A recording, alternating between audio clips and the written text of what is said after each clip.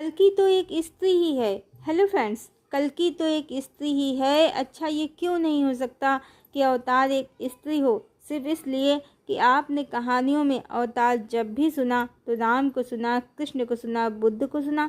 अवतार हमेशा पुरुष ही होता है। क्यों? क्योंकि आप एक मेल डोमिनेटिंग सोसाइटी में रहते हैं। सिर्फ इसीलिए आपके ग्रंथों के रचनाकार भी मेल ही हैं। सिर्फ इसीलिए स्त्रियों को कभी ऊंचा उठने ही नहीं दिया। कहा है ओशो ने कि स्त्री कभी बुद्ध नहीं बन सकती। क्यों? क्योंकि पुरुषों की मानसिकता, समाज की मानसिकता। बुद्ध बरसों बाहर रहकर आते हैं पर उनके चरित्र पर कोई प्रश्न नहीं उठता है। यही यशोधरा जाती तो भी क्या यही स्थिति होती? तब तो यशोधरा ने भी किया, शायद बुद्ध से भी ज़्यादा, शायद बुद्ध से भी कहीं ज़्यादा। एक राजपुत्री, एक साम्राज्ञी, कितनी ही प्रश्न भरी दृष्टियां उनको निरंतर भेदती होंगी। कितना कठिन संघर्ष है यशोधरा का। बुद्ध ने तो एकांत में साधना की, पर यशोधरा ने तो उसी संसार में रहकर वैराग्य को प्राप्त किया। एक झटके में सब त्याग दिया। अवतार कौन है? राम ने तो सीता को रावण की कैद से मुक्त कराया, पर कैद में रहकर कष्टों को तो सीता ने ही सहा। वहां से निकली तो प्रजा के आरोपों को तो सीता ने सहा, पर अभाव में रहकर भी लव कुश ऐसे वीर पुत्रों को जन्म दिया जिनके आगे पूरा रघुवंश बेबस हो गया। कोई जीत नहीं पाया लव कुश से। अवतार कौन है? कृष्ण ने तो गीता का ज्ञान दे दिया, पर उस ज्ञान को अपने जीवन में जिया किसने? देवी राधा ने बैरागी सा जीवन बना लिया। ऐसे कृष्ण से ही स्वयं को डिटैच कर लिया संसार में कि लोग उन्हें कल्पना ही आज समझते हैं। कृष्ण ने तो गीता का ज्ञान दिया, पर उस ज्ञान को अपने जीवन में जिया किसने? देवी राधा ने। हर युग में देवी भी तो साथ आती हैं भगवान के। भगवान के पुरुष रूप से ज़्यादा ही कष्ट उन्होंने सहे हैं, पर धर्म के पथ से विचलित कभी नहीं हुई हैं। अवतार वही होता है जो धर्म पर अडिग होता है। एक बात और, राम आए हैं, कृष्ण आए हैं, बुद्ध भी आए हैं धरा पर, इतने सारे संत महात्मा आए हैं धरा पर, और भविष्यवाणियों के तो ढेर लगे हैं कि अवतार धरती पर आ गया है। तो क्यों लोग इतने भ्रमित हैं कि कोई फिजिकल बॉडी में नहीं आया है, उनके लिए कोई नहीं आया है? ऐसा क्यों लोग सोचते हैं? ये तो आचार्य प्रशांत भी कहते हैं कि मनुष्यों में क्षमता नहीं है ऊपर जाने की, स्वयं को ऊंचा उठाने की, इसीलिए फिर उसको ही नीचे आना पड़ता है। यानी अवतार नहीं हुआ है, ये मानने वालों की तुलना में ये मानने वाले भी कम नहीं हैं कि ईश्वर आते हैं। संत रविदास हों या नास्त्रोदमस और दूसरी धार्मिक किताबों की भविष्यवाणियाँ, सब मानते हैं कि अवतार तो होगा ही परमात्मा का। तो कुछ लोग क्यों डरते हैं कि अवतार नहीं हो सकता या इस बार नहीं हुआ है, सब निराकार ही है? क्या ये सिर्फ इसलिए नहीं कि मनुष्य परिवर्तन से डरते हैं, उस ईश्वर को साक्षात देखने से डरते हैं? अरे आज छुपा हुआ है, कभी तो प्रकट होगा ही।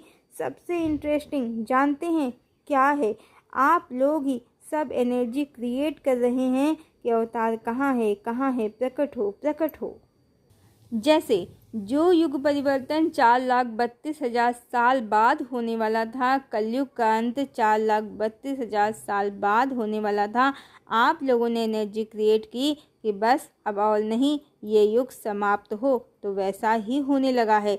आपने एनर्जी क्रिएट की कि युद्ध जल्दी हो, जल्दी आपदाएं आएँ, जल्दी विनाश हो, तो सब होने लगा है। तो परमात्मा क्यों नहीं प्रकट होंगे? जब आप इतनी ऊर्जा उत्पन्न कर रहे हैं कि वो कहाँ हैं, कब प्रकट होंगे, कब प्रकट होंगे?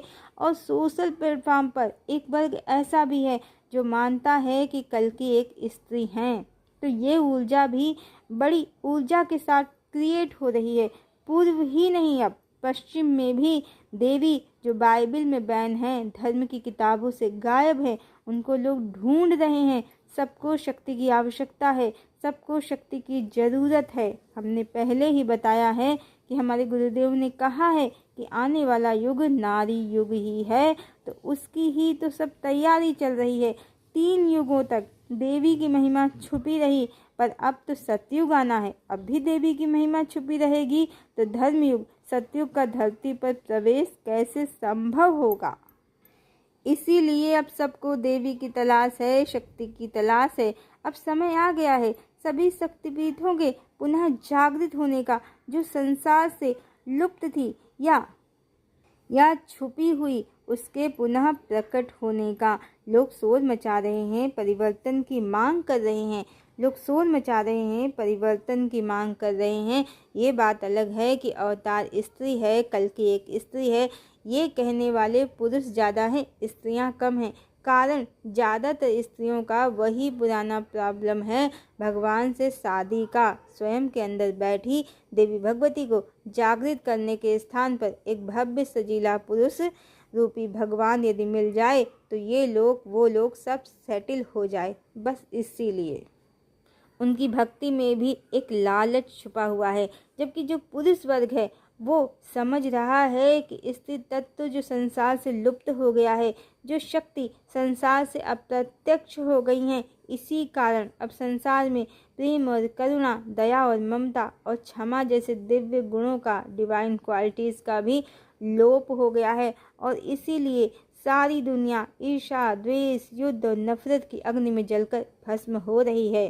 जैसे भगीरथ ने तप किया था हजारों वर्षों तक, तब कहीं जाकर देवी गंगा अवतरित हुई थी और सगर के 60,000 पुत्रों को मुक्ति प्राप्त हुई थी। ये भी कोडिंग है मुक्ति की। जब तक देवी का, शक्ति का आह्वान नहीं होगा, मुक्ति का पथ प्राप्त नहीं होगा। ये तो पश्चिम की आसुरी संस्था भी कहती है कि जब तक राधे नहीं कहेंगे कृष्ण नहीं मिलेंगे। एक्चुअली ये सीक्रेट है शक्ति का, भवानी का, जिसको असुर होने से वो जानते नहीं हैं। अर्थ बहुत गहरा है। जब तक देवी को, शक्ति को जागृत नहीं करेंगे तब तक शिवत्व या कृष्णत्व की प्राप्ति नहीं होगी। कारण शक्ति या देवी राधा आपकी ही सोल की स्त्री ऊर्जा हैं और शिव या कृष्ण आपकी ही सोल की पुरुष ऊर्जा है। दोनों को बैलेंस करना है, एक करना है और कंप्लीट हो जाना है, पूर्ण हो जाना है। पर शक्ति को ठुकरा कर मनुष्य मात्र शिव शिव कर रहे हैं, इसीलिए परमात्मा भी असहाय हैं, मनुष्यों की कोई मदद नहीं कर पा रहे हैं। और स्त्रियां तो महामूर्ख हैं, कलयुग की स्वयं के अंदर बैठी देवी राधा को जानती नहीं हैं और कृष्ण की हजारों में से कोई एक पत्नी बनना चाहती हैं। जबकि कबीर दास जी ने पहले ही बता दिया है, प्रेम गली अति साकरी, जामे दो न समाए। राधा ही कृष्ण हैं, एक ही हैं, दो नहीं हैं। वो स्वयं की चेतना ही है। तो शक्ति का अनादर, देवी का अनादर ही मनुष्यों और संपूर्ण स्त्री जाति की दुर्गति का कारण है। और कुछ पुरुष ऐसे अड़ियल हैं कि मानने को तैयार ही नहीं हैं कि अवतार इस बार स्त्री ही है, आदिशक्ति ही अवतार हैं। आदिशक्ति ही अवतार हैं। आदिशक्ति को स्वयं के जैसा ऐसा वैसा इन लोगों ने समझ रखा है। अब कहानी न तो सीता जैसी करुण है, न राधा जैसी उपेक्षित। अब भगवती का दूसरा रूप ही देखने को मिलेगा मनुष्यों को, उनका वास्तविक रूप, जैसे कृष्ण ने अर्जुन को दिखा दिया था कुरुक्षेत्र में, धर्म क्षेत्र में, वैसे ही। तो परिवर्तन से मनुष्य डरते हैं, इसलिए भी अवतार धरा पर अवतरित हैं।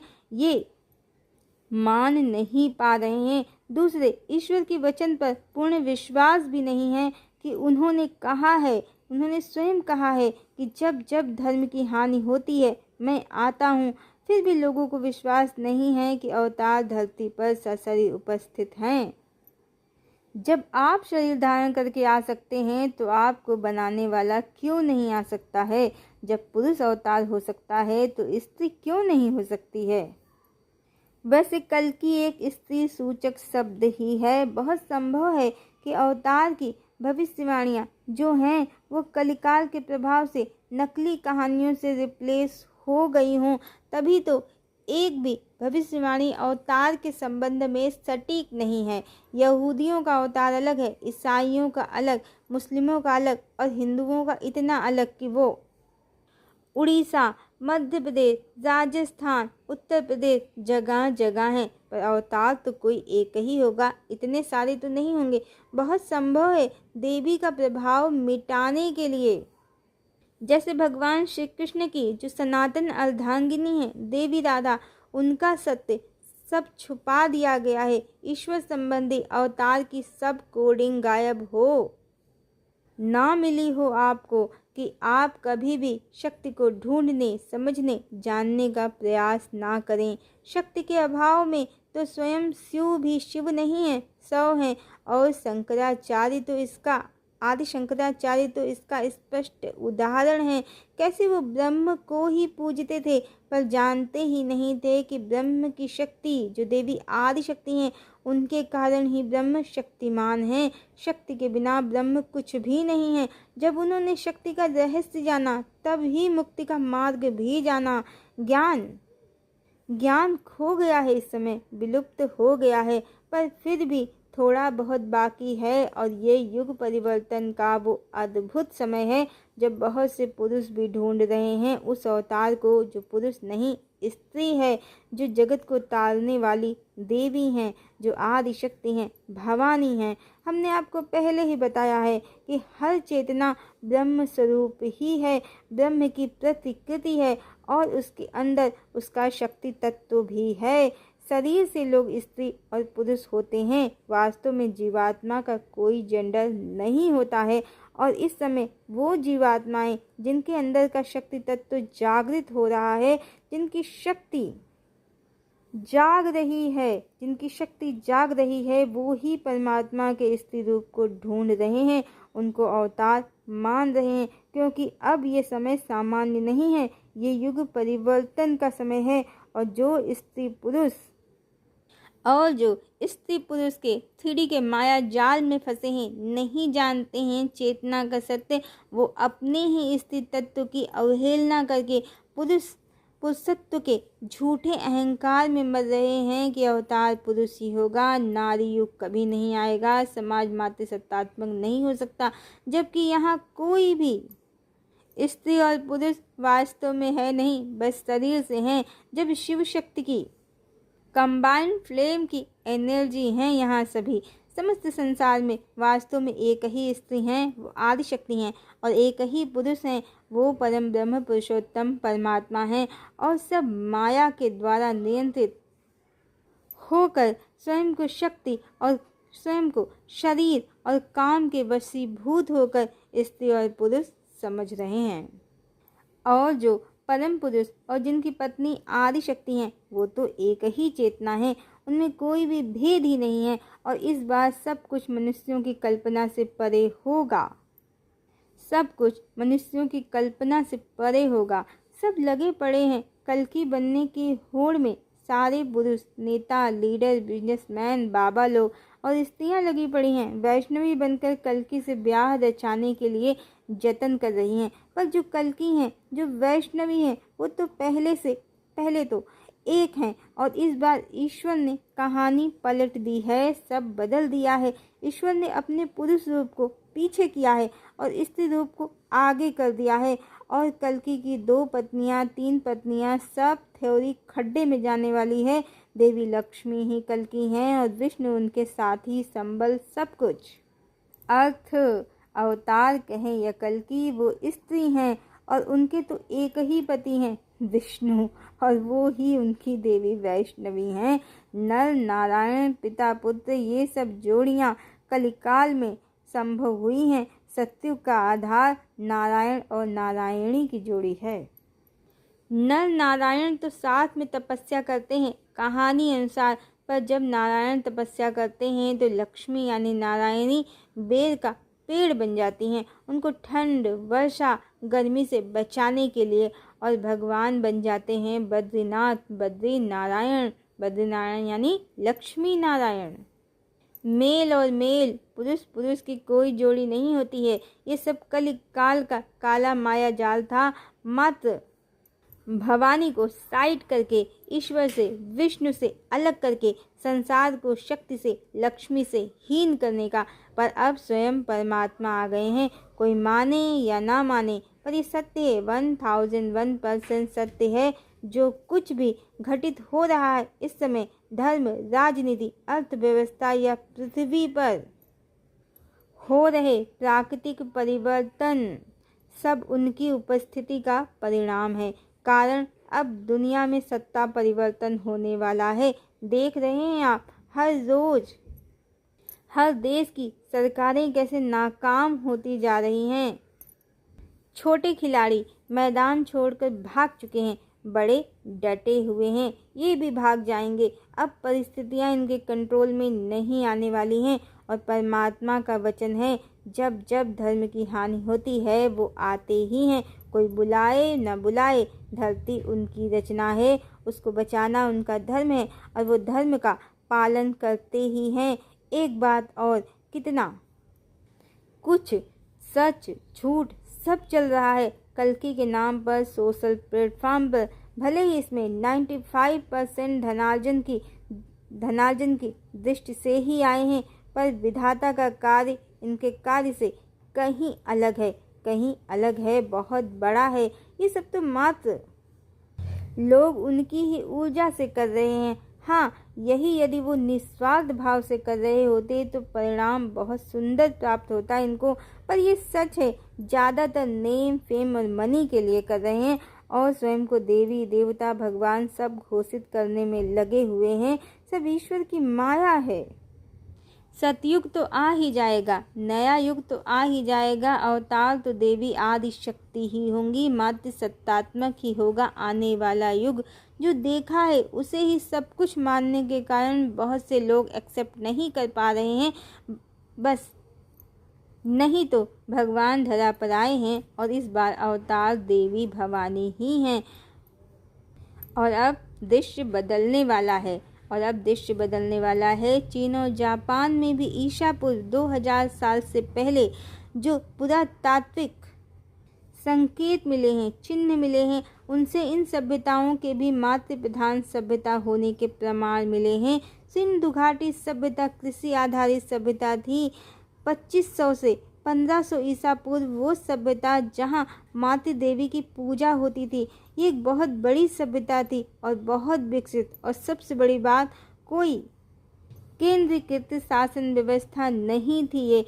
और ये इतिहास कारों के लिए भी आश्चर्य का विषय है कि इतनी बड़ी सभ्यता कैसे मिलजुल कर रह रही थी बिना किसी निरंकुश केंद्रीय सत्ता के। हड़प्पा सभ्यता से मिली कब्रों से राजशाही कब्र के एक भी निशान नहीं मिले हैं। और जिन्होंने इतिहास पढ़ा है वो जरूर जानते होंगे कि इनके शहर कितनी ज़्यादा वेल मैनेज सिमेट्रिकल तरीके से बनाए गए थे। इनका ड्रेनेज सिस्टम भी कितना विकसित था। सिंधु नगर सभ्यता में आडंबरपूर्ण कब्रों और ऊंचे महलों के अभाव से पता चलता है कि सिंधु घाटी सभ्यता का समाज गैर बराबरी वाला समाज बिल्कुल नहीं था। सबके अधिकार समान थे। इस सभ्यता के भौगोलिक विस्तार के बावजूद यहाँ मनुष्यों के साथ मनुष्यों की हिंसा को दर्शाने वाली चीज़ों की करीब करीब गैर मौजूदगी पूरी तरह से दिखती है। यह एक शांतिपूर्ण सभ्यता थी। ये संसार परिवर्तन का एक चक्र है। सभ्यताएं बनती हैं, उठती हैं और मिट जाती हैं। इस समय का समाज जो लोगों ने देखा है और जो इतिहास में पढ़ा है, स्त्रियों को पुरुषों के अधीन देखा है, वही नहीं समझ पा रहे हैं। सच में नई सभ्यता संस्कृति कहें या कि वैदिक सभ्यता संस्कृति अब आने वाली है। आज आप जिस सभ्यता में रहते हैं, जिस समाज में रहते हैं, वहाँ शक्ति का, देवी का, स्त्री का महात्म्य घटा दिया गया है। यदि आपने रामायण महाभारत पढ़ा हो या सीरियल ही देखे हों तो वहाँ आपने सुना होगा पुरुषों की पहचान कैसे बताते हैं। कौशल्या नंदन राम, सुमित्रा नंदन लक्ष्मण, सुनैना सुता सीता, मिथिलेश कुमारी, जनक नंदिनी, यशोदा पुत्र कृष्ण, सीतापति राम। तो आप उस सभ्यता से आए हैं जहाँ जेंडर इक्वलिटी थी। पुरुषों को स्त्रियों के माताओं के नाम से जाना जाता था, पुत्रियों को पिता के नाम से जाना जाता था। शारीरिक रूप से स्त्री पुरुष में भेद होते हैं। बौद्धिक और आत्मिक तल पर भेदभाव करना, किसी को निम्न समझना समाज के पतन का कारण है। मातृसत्ता का समाज का अर्थ यही है कि स्त्रियों को उनका सम्मान और अधिकार पूर्ण रूप से प्राप्त होना। और कर्तव्य अलग हो सकते हैं शारीरिक आधार पर चेतना के तल पर अधिकार सबके समान हैं। सबको सम्मान, प्रेम, आदर और अधिकार का समान अधिकार है और यही मातृसत्तात्मक समाज की पहचान है। तो पुराना आप भूल गए हैं, अब समय आ गया है फिर से पुरातन और सनातन के गौरव को प्राप्त करने का। मॉडर्न साइंस को पढ़ने से लोग समझते हैं कि लीनियर टाइम, सीधी लाइन में विकास हो रहा है सभ्यता का। पत्थर का युग, कांस्य युग, लौह युग और ये आधुनिक युग। पर भारतीय ग्रंथ कहते हैं समय गोल घूमता है, सीधे सीधे नहीं, चक्रीय समय। सभ्यताएं बनती हैं, शिखर पर पहुंचती हैं और फिर नष्ट हो जाती हैं। रावण का पुष्पक विमान भी आपने सुना होगा। वेदों में वायु विद्या, विमान विद्या का भी उल्लेख है। और भगवान जब भी आते हैं तो युगावर्तन के लिए, यानी युग बदल जाता है, दृश्य बदल जाता है। आप स्वयं देखें, त्रेता से द्वापर बिल्कुल अलग युग है और कलयुग द्वापर से बिल्कुल डिफरेंट। यहाँ तक कि भगवान बुद्ध के जाने के बाद भारत पर यवन, मुगल, ब्रिटिश कितने ही परिवर्तन हो गए हैं। तो भगवान धरा पर हैं, उपस्थित हैं। 1001% ये सत्य है। आदिशक्ति ही कल्कि कहलाने वाली हैं। ये 2001% सत्य है। कोई बिजनेस वाला कल्कि तो भूल से भी नहीं आएगा। ये युग, ये सामाजिक व्यवस्था कल की बात होने वाली है। कल के अवतार की ऐसी ही लीला होने वाली है। आपने सुना होगा काकभूषुंडी जी ने 11 बार रामायण और 16 बार महाभारत को इसी पृथ्वी पर देखा है। जो परिवर्तन हजारों नहीं लाखों करोड़ों वर्षों का है। मनुष्य को भगवान वास्तव में अपनी माया दिखा रहे हैं। जैसे ही मनुष्य थोड़ा बहुत भी समझते हैं कि हमने अब ईश्वर या ब्रह्मांड को जानना शुरू कर दिया है, पल में ईश्वरी लीला से वो सभ्यता, संस्कृत, इतिहास बन जाती है और नई सभ्यता, संस्कृत उसके स्थान पर खड़ी हो जाती है। इसीलिए भारत ही नहीं, दुनिया के कई स्थानों पर, इंडोनेशिया, कंबोडिया और भी जगहों पर रामायण के राम के चिन्ह, साक्ष्य मिलते हैं। सब कुछ एक चक्र में ऐसे घूम रहा है कि सही समझ पाना किसी भी इतिहासकार, पुरातत्ववेत्ता के बस की बात नहीं है। पृथ्वी की भौगोलिक स्थिति भी बदलती रहती है। लगभग 14 करोड़ साल पहले भारतीय प्लेट गोंडवाना महाद्वीप का हिस्सा थी, जिसमें अफ्रीका, ऑस्ट्रेलिया और अंटार्कटिका भी शामिल थे। ये भारतीय प्लेट्स अलग अलग वेगों से अलग होने लगे, जिससे गोंडवाना का विखंडन हुआ और हिंद महासागर का निर्माण हुआ।